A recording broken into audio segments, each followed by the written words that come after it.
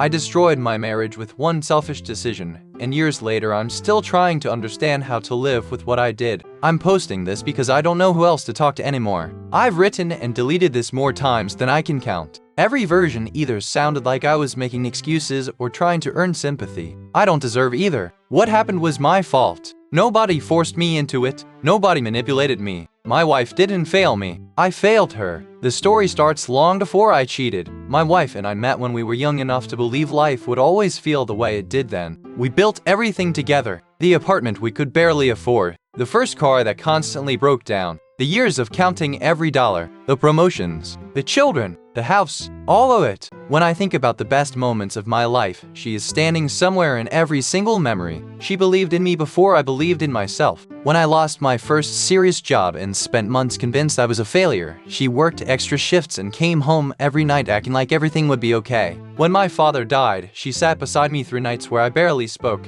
When opportunities came along that terrified me, she pushed me toward them because she was convinced I was capable of more than I thought. Nobody has ever been in my corner the way she was. She wasn't perfect because nobody is, but she was kind, consistently kind. The kind of person who remembered birthdays. The kind of person who checked on neighbors. The kind of person who cried during sad movies and rescued injured animals. The kind of person who made people feel safe, especially me. For most of our marriage, I never questioned what we had. Then I got older. I know that sounds stupid. Everyone gets older. But somewhere in my 40s, I started noticing things I hadn't noticed before. Gray hair, new wrinkles, the way younger employees talked about trends I didn't understand, the way college students looked impossibly young, the way popular culture slowly stopped feeling like it belonged to my generation. It wasn't dramatic at first, just little moments. Walking past a mirror and realizing the man staring back looked closer to my father than the young husband I still imagined myself to be. Seeing old photographs and understanding that version of me was gone forever. I never talked about any of this, not even to my wife, especially not to my wife, because I was embarrassed. From the outside, my life was good. Stable career, healthy family, beautiful home, a wife who loved me. What right did I have to complain? So I kept it to myself. The problem was that insecurity grows in silence. It feeds on things you never say out loud. I started paying more attention to how people saw me,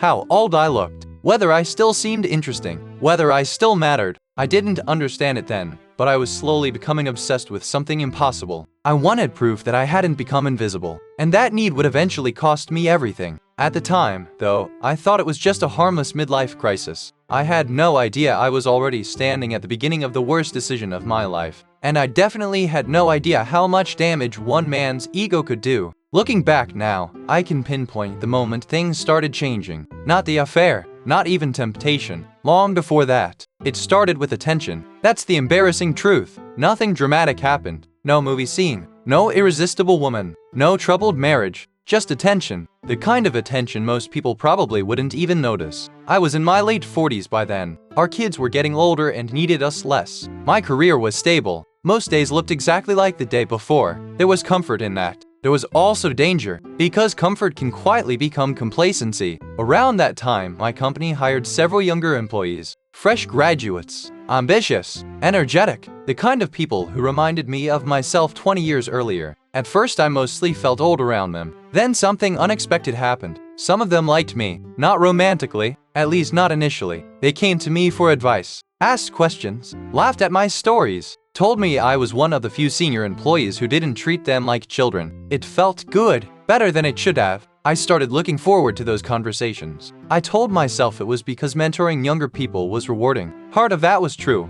The other part was uglier. For the first time in years, I felt interesting again. Relevant. Visible. One afternoon, a younger coworker complimented my presentation skills after a meeting. A completely innocent comment. I thought about it for days. Not because of her, because of what it did to me. I hated admitting that even to myself. At home, my wife still loved me exactly the same way she always had. But there was a difference. My wife knew everything about me. She had seen every success and every failure, every insecurity, every weakness, every embarrassing mistake. The admiration of strangers felt different. Cleaner somehow, less complicated. It wasn't real, but I didn't understand that yet. I wasn't looking for another woman. I was looking for validation, and that's what made the whole thing so pathetic. The attention became something I quietly sought out. Not openly, not consciously, just enough to keep feeding my ego. I spent a little more time talking after meetings, a little more time making people laugh, a little more time enjoying compliments. None of it crossed any obvious lines. At least that's what I told myself. At home, my wife remained exactly who she'd always been. Lovely, supportive.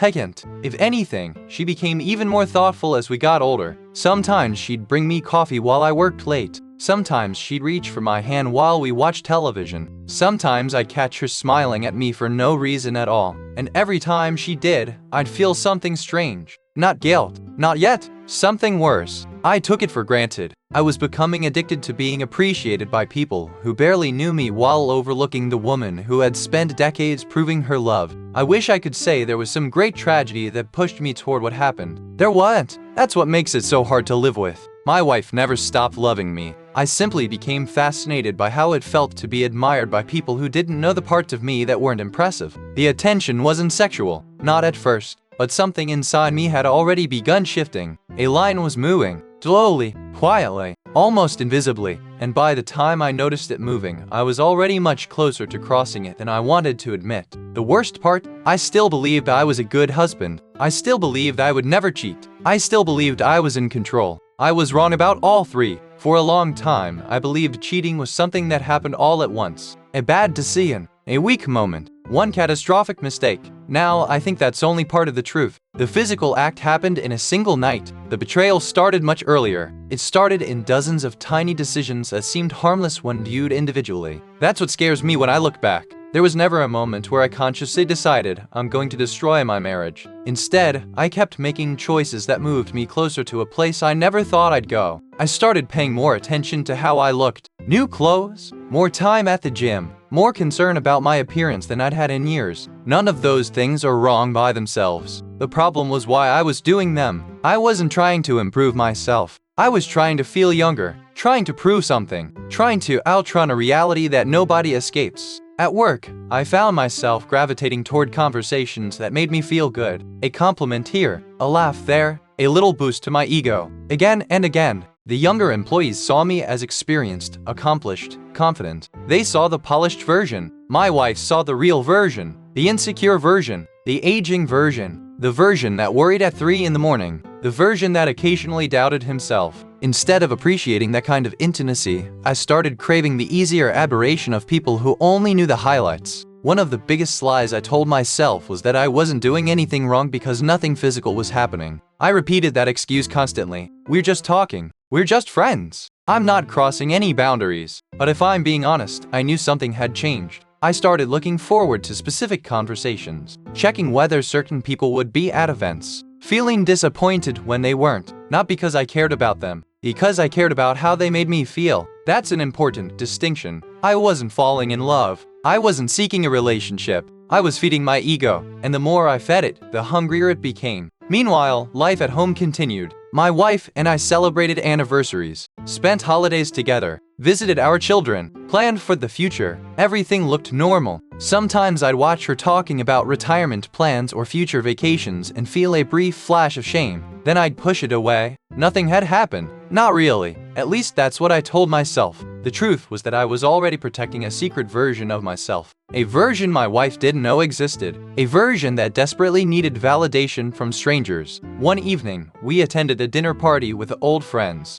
At some point, one of them joked about how lucky I was. I remember everyone laughing. My wife squeezed my shoulder and smiled. You know, our friend said, I've never met anyone who believes in her husband the way she believes in you. Everyone agreed. My wife looked embarrassed. I remember looking at her and thinking they were right. She had stood by me through everything. Every setback, every failure, every uncertain chapter. She trusted me completely, not mostly, not conditionally, completely. And somehow that trust didn't stop me. If anything, I became arrogant enough to believe I would never actually betray it. That's the irony that keeps me awake some nights. The closer I got to disaster, the safer I felt. I thought I understood my own limits. I thought I knew who I was. I thought my marriage was immune to something like this. Then an invitation arrived for an industry conference in another city. Just a few days. Networking events. Professional development. The kind of trip I'd taken dozens of times before. My wife kissed me goodbye at the airport. She told me she loved me. She told me to have fun. She told me to call when I landed. I promised I would.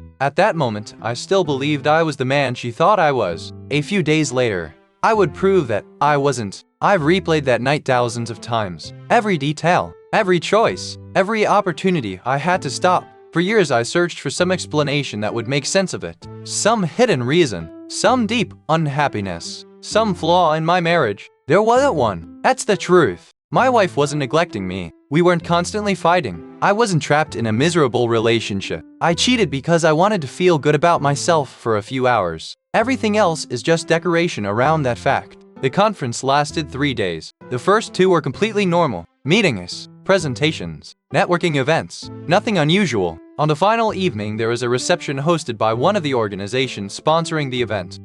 Drinks. People standing around making conversation. I almost didn't go. I was tired. I remember texting my wife from my hotel room before leaving. She sent back one of those messages she'd been sending for years. Don't stay up too late. Love you. Simple. Ordinary. The kind of message people stop appreciating because they receive it so often. I would give almost anything to receive that message from her now. At the reception, I met a younger woman. Not a coworker, not someone from my company, just another attendee. I barely remember her name anymore. That probably sounds strange considering what happened, but she isn't the important part of this story. She never was. The conversation started normally. Professional topics, industry discussions, conference small talk. Then it shifted. She laughed at my jokes, complimented my work, asked questions about my career. The usual things. Things that should have meant nothing. But by then I had spent years quietly craving exactly that kind of validation. Every compliment landed harder than it should have. Every moment of attention felt disproportionately rewarding. I remember feeling younger.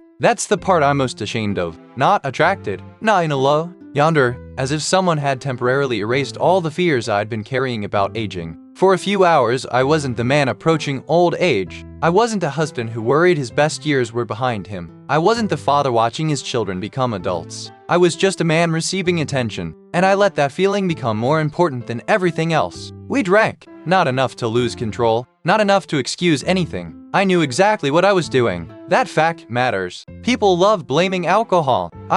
Alcohol lowered my inhibitions. It didn't create my choices. I created my choices. One decision led to another. One rationalization led to another. One crossed boundary made the next one easier. And then I crossed the boundary that mattered. The act itself was nothing like the fantasy. Nothing like the validation I'd imagined. Nothing like the confidence boost I thought I wanted. The second it was over, reality came crashing back. I remember sitting on the edge of the hotel bed, silent, staring at the floor, feeling physically ill. Not because I got caught, because I understood what I'd done. For years I had been chasing proof that I still mattered, and in a single night, I had endangered the one relationship that had always proven that I did. The woman left. I barely remember the conversation. I barely remember saying goodbye. She disappeared from my life almost immediately. No ongoing affair, no secret romance, no relationship, no future, just a terrible decision. And suddenly, I was alone with it. I went back to my hotel room. I looked at my phone. There was a message from my wife, sent earlier while I was gone, a picture of our dog sleeping on the couch. Underneath it she had written, "Someone misses you." I stared at that message for a long time. Then I walked into the bathroom and threw up. The next morning, I boarded a plane carrying a secret that would eventually destroy my marriage. The worst part was that nobody knew. Not my coworkers, not my friends, not my children, and certainly not my wife. When she met me at the airport, she smiled the same way she always did. She wrapped her arms around me. She kissed me. And as I held her, I realized something terrifying. I had just become the kind of man I always believed I would never be, and I had absolutely no idea what to do next. I should have told her immediately. That's what I believe now. Not because it would have saved the marriage. I don't know if anything could have saved it. But because every day I stayed silent became another betrayal layered on top of the first one. The affair lasted one night. The lying lasted years. And in many ways, the lying became its own kind of infidelity. When I got home from that conference, I told myself I just needed time to think. A few days, maybe a week. I needed to figure out the right way to tell her. That's what I said. The truth was simpler. I was afraid. Afraid of losing her. Afraid of destroying our family. Afraid of watching the look in her eyes change forever. So I waited. Then I waited again. Then a week became a month. A month became several. And eventually silence became its own prison. From the outside, nothing had changed. At least that's how it appeared. I went to work. We ate dinner together. We visited family. We celebrated birthdays. We took vacations. Life continued. Inside my head, though, everything was different. Every morning, I woke up and remembered. Every night, I went to sleep and remembered. There wasn't a single day where I forgot what I'd done. Not one. The guilt settled into my life like a permanent shadow. I started studying my wife without meaning to, watching her laugh, watching her talk, watching her trust me, and every ordinary moment became painful. One evening, she fell asleep on my shoulder while we watched television. I sat there frozen, because all I could think was that she had no idea who she was leaning against. Another time, she introduced me to someone at a social event. "This is my husband." The pride in her voice nearly broke me. I smiled, shook hands, made small talk, then spent half the night in the bathroom trying not to cry. The strange thing about carrying a secret is that eventually you start organizing your entire life around protecting it. You monitor conversations. You calculate responses. You anticipate questions that never come. You become exhausted. I began overcompensating, buying flowers for no reason, planning date nights, doing extra chores, writing little notes. At first, my wife loved it. She joked that I was becoming romantic again. That comment hit me harder than she realized, because she thought she was seeing a husband who appreciated her more. What she was actually seeing was a guilty man trying desperately to balance an impossible scale. The problem with guilt is that kindness doesn't reduce it. It magnifies it. Every loving thing she did became another reminder of what I had thrown away for absolutely nothing. And she never stopped being loving. Not once. There were evenings when she'd sit beside me and tell me about her day. Completely relaxed, completely trusting, completely unaware. I would nod along while silently wondering what would happen if she knew. Would she leave? Would she scream? Would she cry? Would she ever look at me the same way again? The uncertainty became torture. Then something worse started happening. She noticed. Not the affair. Just me. One night she asked if everything was okay. I said yes. She looked unconvinced. A few weeks later she asked again. I lied again. Months passed. The questions continued. Are you stressed? No. Something bothering you? No. You seem distant lately. I'm just tired. Every lie felt heavier than the last. And yet I kept telling them, because every time she asked, I had a choice between temporary relief and devastating honesty. I chose relief. Again and again and again. Eventually, she stopped asking as often. That should have made things easier. Instead, it terrified me, because I realized she wasn't becoming less concerned. She was becoming resigned, as if she had accepted that there was some part of me she could no longer reach. What she didn't know was that she was right. There was a part of me she couldn't reach anymore. The part buried beneath years of shame. The part carrying a secret that grew heavier every day. The part that was slowly beginning to hate itself. And I still hadn't reached the moment that would finally force me to tell her. That moment was coming, and when it arrived, it would make my silence impossible to survive. If you've never carried a secret like this, it's difficult to explain what it does to your mind. People imagine guilt as a sharp pain, something dramatic, something obvious. For me, it was more like erosion. Constant, relentless. Every day it wore away another piece of who I thought I was. I still functioned. I still went to work. Still paid bills. Still attended family gatherings. Still smiled in photographs. But internally, I was becoming someone I barely recognized. The strange thing was that my wife responded to my growing distance with even more love, not less. Miller, she thought I was struggling with stress, maybe depression, maybe burnout. She didn't know. And because she didn't know, she treated me with the same compassion she always had, sometimes more. I remember one winter when work became particularly difficult. Our company went through major restructuring. People were losing jobs. Departments were being dissolved. Nobody knew who would still be employed 6 months later. I became consumed by anxiety, not because of the affair, because of work. A completely separate problem. Yet somehow that situation became one of the most painful periods of my life, because my wife showed me exactly what kind of person she was while I was secretly carrying proof of what kind of person I had become. Every night she listened. Every night. Even when I repeated the same fears. Even when I became irritable. Even when I wasn't pleasant to be around. She listened. When I doubted myself, she reminded me of my accomplishments. When I convinced myself I was finished professionally, she told me I'd survived worse. When I couldn't sleep, she stayed awake with me, not because she had to, because she loved me. One evening, I came home after an especially bad day. I was convinced I was about to lose my job. The moment I walked through the door, she knew something was wrong. She didn't ask questions immediately. She just sat beside me, put her hand on mine, and waited. Eventually, I started talking, then rambling, then venting. For nearly an hour, she listened to every word. When I finally stopped, she looked at me and said something I'll never forget. Whatever happens, we'll figure it out. Well, not you, not me. What? The same word she'd been using for decades. The same partnership she'd offered me through every chapter of our lives. And in that moment, something inside me cracked. Because I knew there wasn't a we. Not really. At least not the version she thought existed. There was a husband sitting beside her who had betrayed her and lied about it for years. A husband who accepted her comfort while withholding the truth she deserved. A husband who kept allowing her to invest love into a relationship she didn't fully understand. I went upstairs shortly afterward, locked myself in the bathroom, and cried. Not the quiet tears I'd shed occasionally since the affair. Actual sobbing. The kind that leaves you exhausted. Because for the first time, I stopped focusing on what I stood to lose. Instead, I focused on what she deserved. And the gap between those two things was unbearable. The guilt changed after that. Before, I was mostly afraid. Afterward, I became disgusted with myself. I started seeing every act of kindness through a different lens. When she made me coffee. When she checked on me during the day.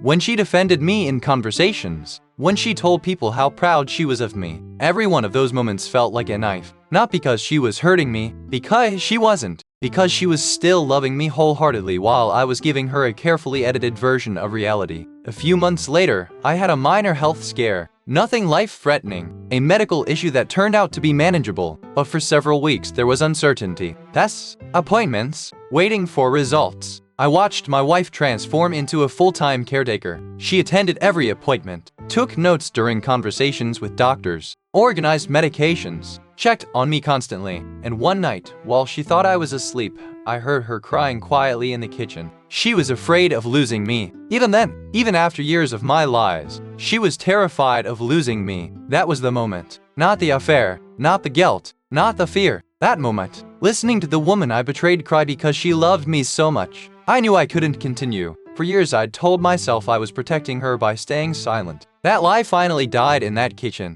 I wasn't protecting her, I was protecting myself. And once I admitted that, there was nowhere left to hide. The next morning I decided I was going to tell her everything. I had no plan, no script, no idea what would happen afterward. I only knew one thing. By the end of the day, my wife would know who I really was. And I was terrified that the look on her face would haunt me for the rest of my life. I spent years imagining the confession. Hundreds of versions. Thousands, maybe. In some of them she screamed. In some she threw me out. In others she cried. There were versions where she immediately filed for divorce. Versions where she never spoke to me again. Versions where she hated me. I feared all of those outcomes. What I never imagined was what actually happened. To this day, I wish she had screamed. I wish she had thrown something. I wish she had called me every name she could think of. Anger would have been easier to survive. What happened instead was far worse. The morning after I decided to tell her, I almost backed out. Several times, I got dressed, made coffee, read emails, walked around the house, found excuses to delay. Every minute felt like standing on the edge of a cliff. Finally, sometime that evening, I asked if we could talk. She immediately looked concerned.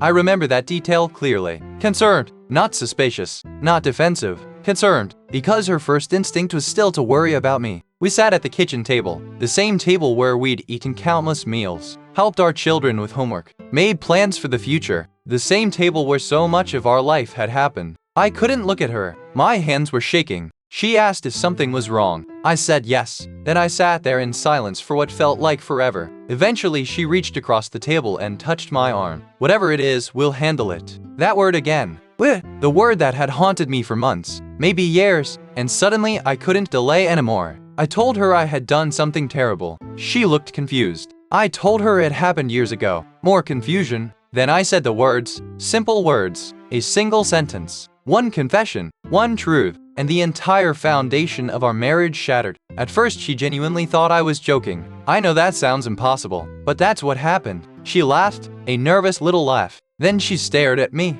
waiting for the punchline, waiting for me to smile, waiting for me to tell her I was kidding. When I didn't, the confusion began. I watched her try to process it, like her brain couldn't fit the information into reality. She kept asking questions, not angry questions, disoriented ones. What do you mean? What? Are you serious? I answered every one, honestly, for the first time in years, and with every answer, the reality became more undeniable. The confusion turned into disbelief, then disbelief turned into silence. I'll never forget that silence. It wasn't dramatic, it wasn't theatrical. It was the sound of someone's understanding of their life collapsing. She just sat there, staring at me, not moving, not speaking, as if she were trying to recognize the person across from her, and maybe she couldn't. Eventually tears started running down her face. Not loud crying, not sobbing, just tears. Steady, silent. I reached toward her instinctively. She pulled away. That movement hurt more than anything she could have said, because in more than 2 decades together, she had almost never pulled away from me. Then she asked a question I'll hear for the rest of my life. Why? I had no answer, not a real one. What was I supposed to say? That I was insecure about getting older? That I liked attention? That I let my ego matter more than my marriage? Every explanation sounded pathetic, because it was. I told her the truth. There was no good reason, no marital crisis, no loneliness, no abuse, no neglect, no excuse, just selfishness, more silence. Then she said something that broke me, not because it was cruel, because it wasn't. It was devastated. She looked at me and whispered, "I love you so much." That's all, not "I hate you," not "get out," not "we're done," just "I love you so much." The way she said loved instead of love made my stomach drop, as if something had already shifted, as if the woman sitting across from me was realizing, in real time, that the man she trusted most in the world had never been exactly who she thought he was. We sat there for hours afterward, talking, crying, answering questions, living through the longest night of my life. When we finally went to bed, she didn't ask me to leave. She didn't ask for a divorce. She didn't even raise her voice. She simply turned away from me, and for the first time in our marriage, I understood that forgiveness wasn't the only thing at stake. Something much more fragile had been damaged. Something I wasn't sure could ever be repaired. I just didn't realize yet that it had already died. For the first few weeks after my confession, I thought we still had a chance. That sounds naive now. Maybe it was. But when someone has spent decades being loved by the same person, it's difficult to imagine that love simply disappearing. I assumed there would be anger, pain, arguments, counseling, a long recovery process. I believed that if I worked hard enough, stayed honest enough, showed enough remorse, we could eventually rebuild. What I didn't understand was that rebuilding requires something to build upon. And I had already destroyed the foundation. The weeks after my confession were strange. She didn't leave. She didn't tell our friends. She didn't tell our children. She didn't humiliate me. In fact, she treated me with a level of grace I absolutely did not deserve. From the outside,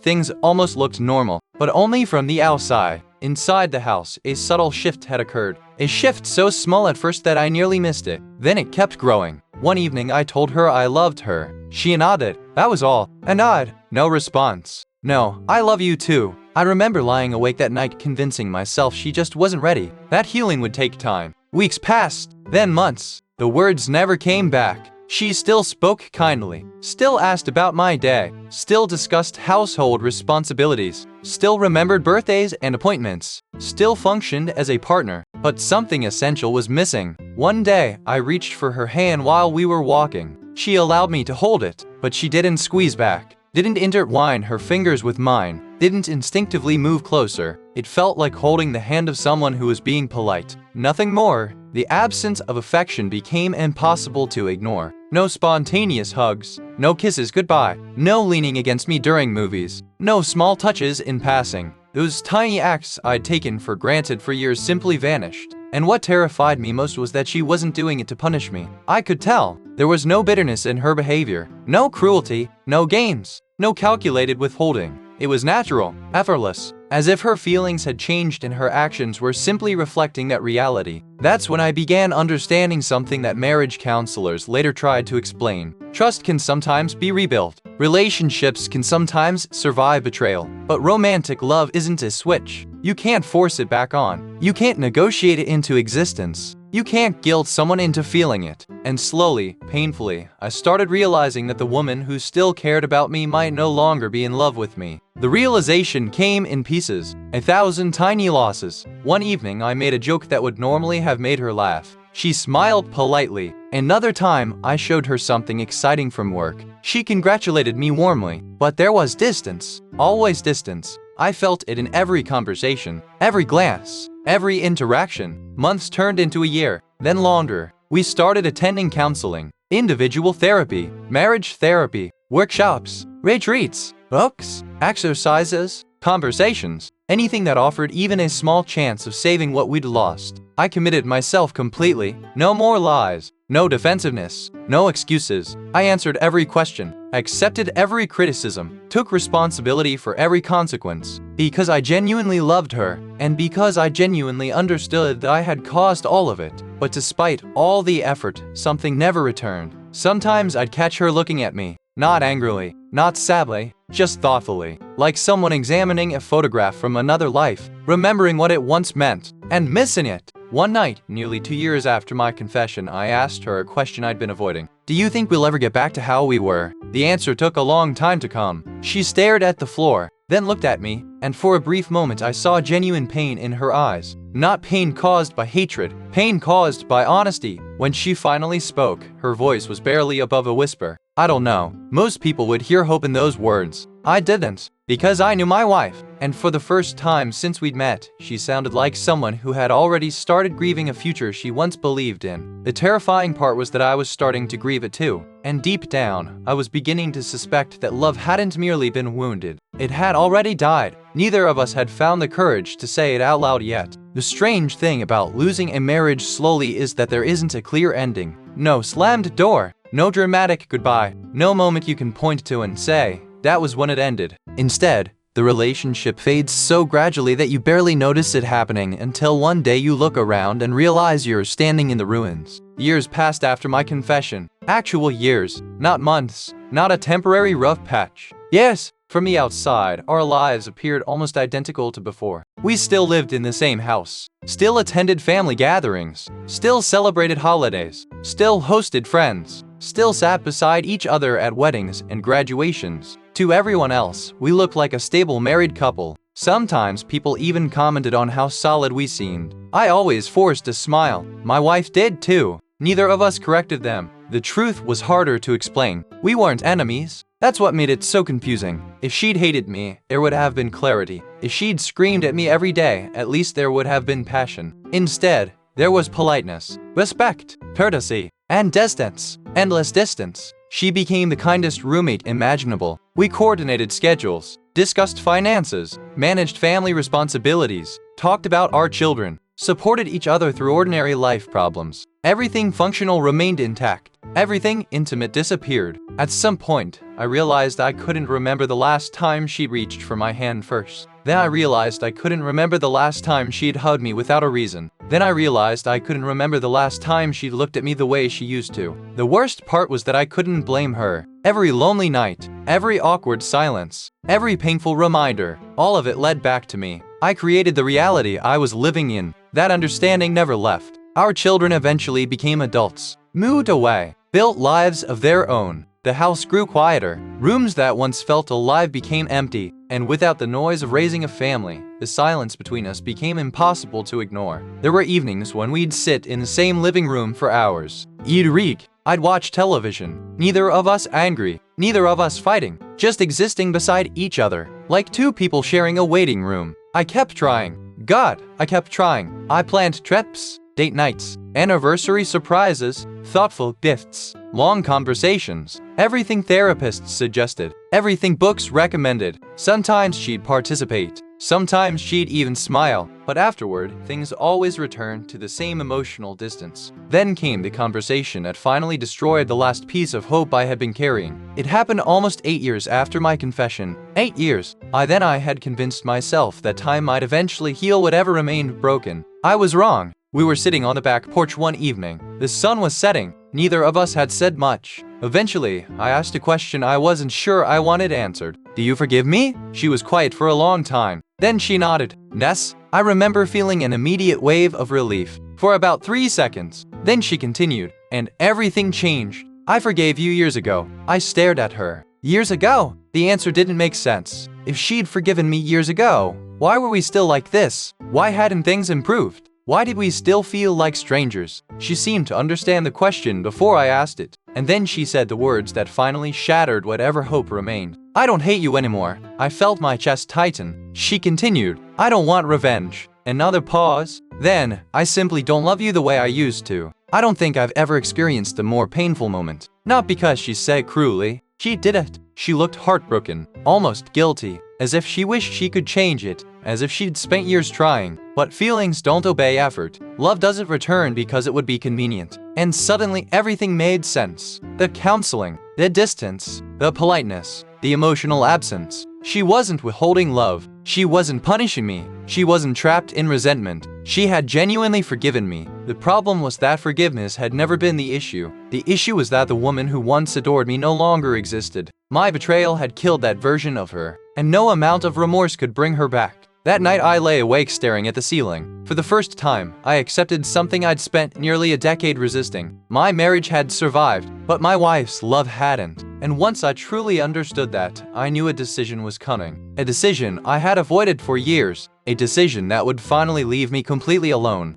The hardest decision of my life wasn't confessing. It wasn't surviving the years afterward. It wasn't watching my wife slowly fall out of love with me. The hardest decision was leaving. Because leaving meant accepting reality. Not hoping, not bargaining, not waiting for a miracle. Reality. After our conversation on the porch, I spent months pretending I could continue living the way we had been. I told myself companionship was enough. That friendship was enough. That sharing a home was enough. Maybe for some people it would have been. For me, it became unbearable. Not because of anything my wife did, because of what I saw every day. The evidence of what I had destroyed. Every room in that house held a memory. The kitchen where we danced while making dinner. The hallway where we'd marked our children's heights on the wall. The living room where we'd spent Christmas mornings together. The bedroom where we'd whispered about our future when we were young enough to believe we had forever. Every memory felt beautiful, and every memory hurt. I started noticing something else too. My wife had built a life despite the loss. Not a perfect life, not a happy ending movie, but a life. She had friends, interests, volunteer work, family, purpose. She smiled more when she was with other people than when she was with me. Not because she hated me, because being around me reminded her of something she couldn't recover. One afternoon, I caught myself watching her laugh during a phone conversation.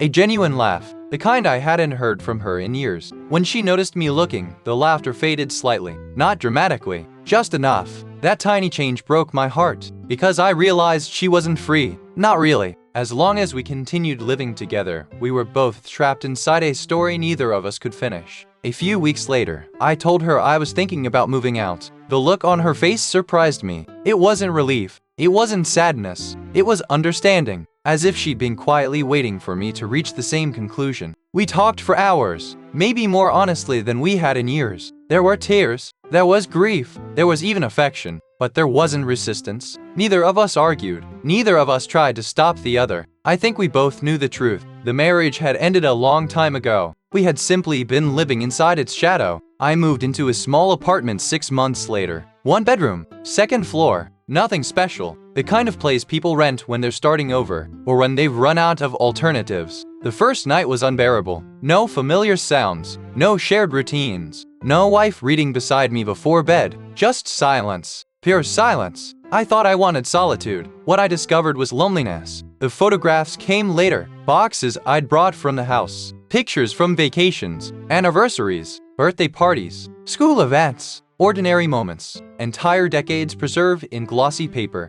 Sometimes I sit at my kitchen table and look through them. There's one photograph I keep returning to. My wife and I are young, laughing about something I've completely forgotten. Neither of us looking at the camera, neither of us posing, just happy. The kind of happiness people don't appreciate until it's gone. I stare at that picture and think about how many opportunities I had to protect that life. How many chances I had to make a different choice. How one night, one decision, one act of selfishness echoed through decades. The younger woman from the conference? I haven't seen her since. I don't even know where she is. That's another cruel irony. The person I risked everything for was never important. The person who mattered was the one waiting for me at home. And I betrayed her anyway. So that's why I'm here. I'm an older man living alone in a small apartment. My children are grown. My ex-wife, though we never officially hated each other enough to use the word, has her own life now. She is healthy. She's kind. She is free. And I genuinely hope she's happy. As for me, I go to therapy. I volunteer.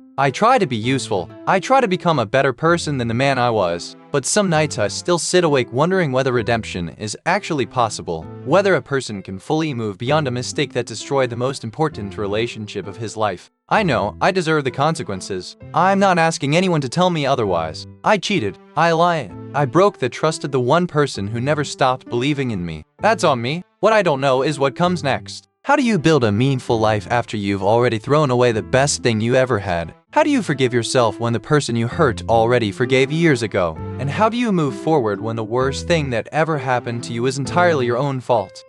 This is the end of the story. Don't forget to share with your friends, comment, like, and subscribe.